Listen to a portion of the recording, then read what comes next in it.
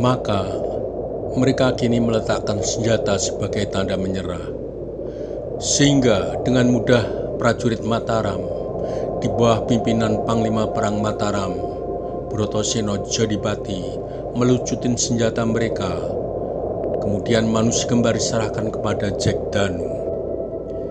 Melihat para prajurit Mataram melucuti senjata para pemberontak dengan mudah tanpa perlawanan, maka para penonton mengira drama yang disuguhkan oleh peserta seranda tari sesuai dengan jalan ceritanya, sehingga mereka bertepuk tangan memberikan aplaus kepada mereka semua.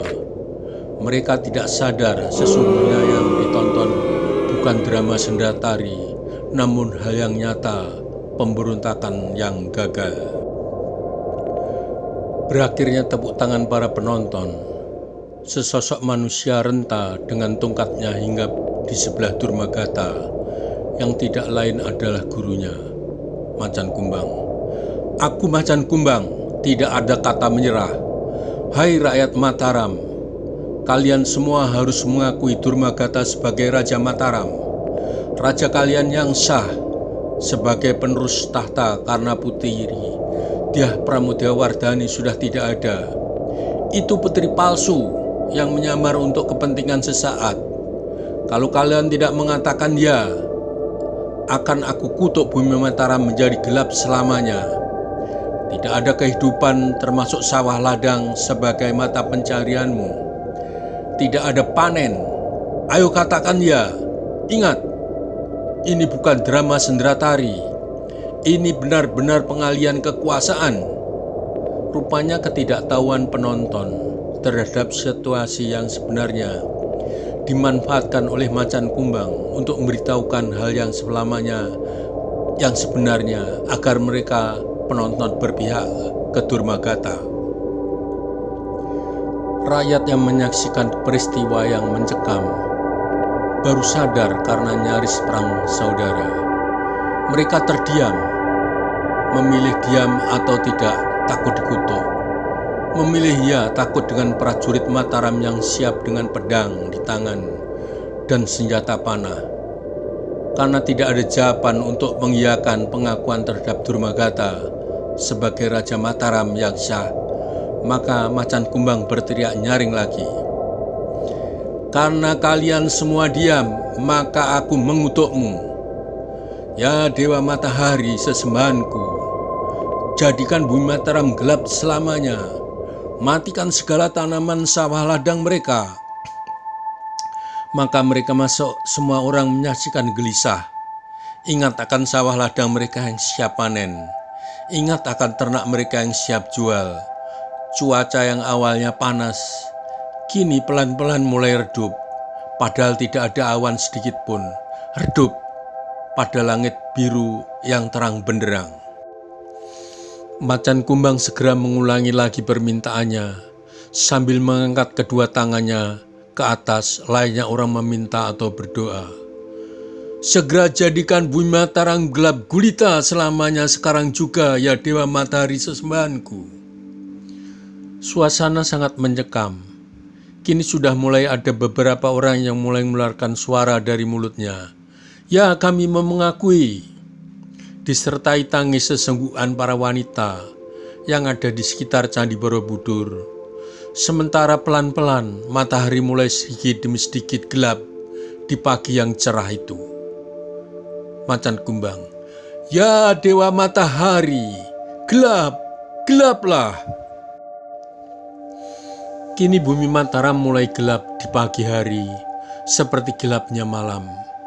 Wanita dan anak-anak mulai menangis, takut dengan suara gelap. Anak-anak menangis sambil memegang erat ibunya.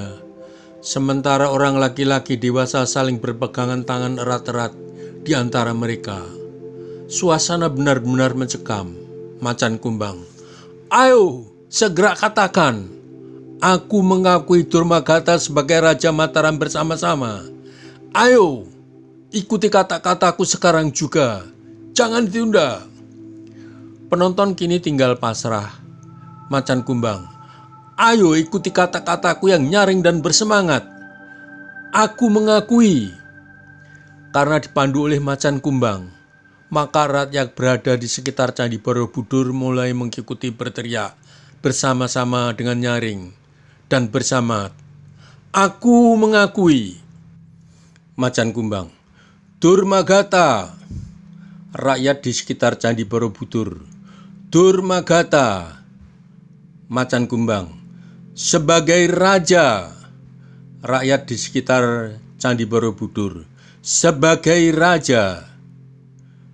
Belum sempat macan kumbang mengucapkan kata Mataram, tiba-tiba terdengar suara Jegdanu disertai ajian gelap ngampar. "Hahaha, permainan anak kecil apa lagi yang kau miliki, macan kumbang? Hai rakyat Mataram, jangan takut.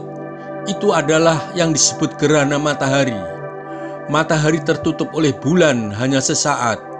Setiap tahun ada gerhana matahari, namun tertutup oleh awan sehingga kalian tidak dapat menyaksikan.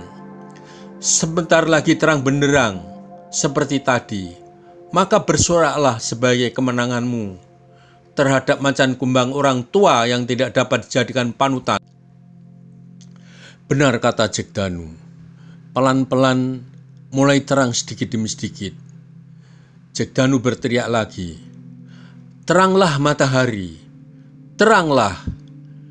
Kini matahari mulai menerangi bumi Mataram, sehingga rakyat bersorak tanda bersuka cita. Ada yang bertepuk tangan, ada yang bersuit, dan bermacam-macam tingkah karena senangnya. Setelah keadaan reda, Jegdanu, "Masih ada permainan anak kecilmu untuk menakut-nakutin rakyat, macan kumbang. Ayo keluarkan biar rakyat merasa terhibur." Mendapat kekalahan dengan akal yang diperhitungkan dengan susah payah, kini merasa disepelekan, macan kumbang. "Kini aku menantangmu, siapa yang terbaik di antara kamu atau aku?" Jegdanu, "Hahaha, macan kumbang pemarahan, malum sudah kakek-kakek. Setelah kalah mengajak berkelahi seperti anak kecil kalah bermain. Tidak mau mengakui kalah. Ayo bersolaklah penonton. Beri semangat macan kumbang." Maka bersoraklah rakyat menonton, merasa terhibur oleh Jegdanu. "Macan kumbang, kamu belum pantas melawan aku. Belum setingkat ilmumu dengan aku. Kalau kamu belum puas kalah olehku, hadapi dulu kedua muridku yang rupawan. Kalau kamu bisa mengalahkan, boleh kau ambil sebagai istrimu yang perempuan. Yang laki boleh kamu jadikan sebagai muridmu." Tentu saja Yoseko dan Diana Suraningsasi mengerti pasti yang dimaksud diri mereka. Diana agak dongkol juga bila kalah dijadikan istri macan kumbang, sementara Yoseko dijadikan muridnya. Namun mereka sadar akan siasat Jegdanu untuk memanasi hati lawan agar terpancing emosinya untuk mengurangi kewaspadaannya. Segera Diana Suraningsasi meluncat salto di pelataran selatan Candi Borobudur, kemudian melepas pakaian pengantin yang digunakan untuk mengelabui Patih Lembu Segoro. Kini orang pada berdecak kagum akan kecantikan Diana Suraningsasi yang mirip dengan putri Raja Semaratungga. Kemudian disusul oleh berkelebatnya bayangan seorang yang rupawan, Yoseko, yang membuat semua wanita yang menyaksikan juga berdetak kagum akan Yoseko yang rupawan. Melihat adegan tersebut, kini Patih Lembu Segoro baru menyadari kalau dirinya tertipu oleh penyamaran yang nyaris sempurna oleh Diana Suraningsasi. Sementara Jurang Grawah mulai jerih melihat orang yang pernah mengalahkan mereka ternyata semua ada di sini. Yang mengampit Patih Lembu Segoro ternyata mereka satu kesatuan. Jurang Grawah masih ingat akan obat yang diberikan oleh Diana Suraningsasi yang menolong dari kelumpuhan berganti jadi kesemutan.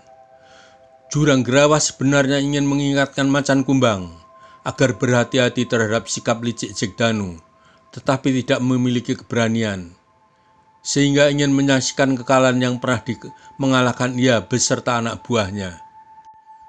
Jegdanu, "Macan kumbang, Siapa yang kamu pilih dari kedua muridku itu? Kalau kamu bisa mengalahkan yang perempuan, boleh kamu ambil sebagai istrimu. Kalau kamu bisa mengalahkan muridku yang laki, bisa kau ambil sebagai muridmu. Ayo, pilih yang mana?"